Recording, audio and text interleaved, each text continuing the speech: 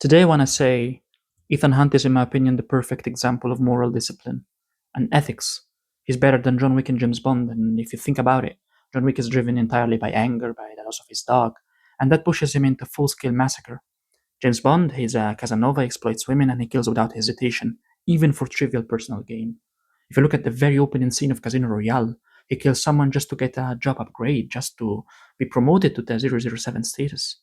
Ethan Hunt, on the other hand, is different. In the first Mission Impossible, for example, he doesn't even fire a gun once. Yet he completes the mission, protects countless lives, and stays true to his principles. Now, since we're talking about ethics, let's bring in some philosophy and start with the first philosopher, Nietzsche, and this concept of the Übermensch.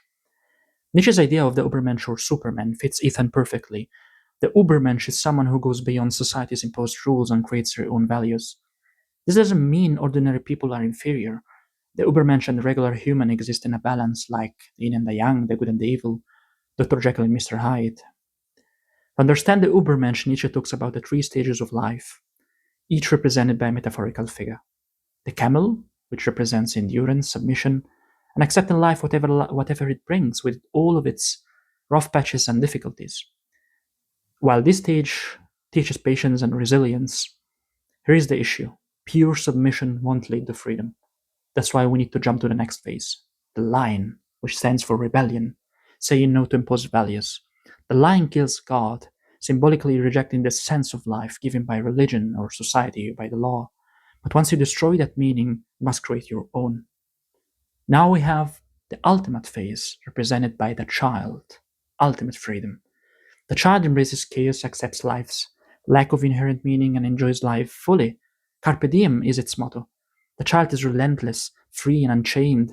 He doesn't give a flying F about anything, about his parents' will, about social conventions, about his teachers. He's unruly.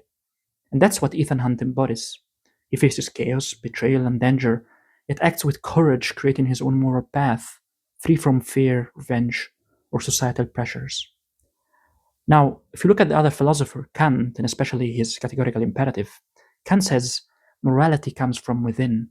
Act according to your own moral compass, not external pressures such as the law or social conventions or what your parents dictate on you.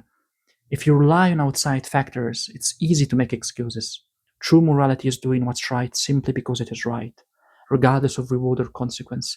Ethan Hunt shows this perfectly. He is betrayed by his own government multiple times, yet he continues to protect his country and countless lives. Even saves a French police officer who witnesses him in a difficult situation. He could have eliminated her, but he doesn't. His discipline and ethical consistency are unmatched.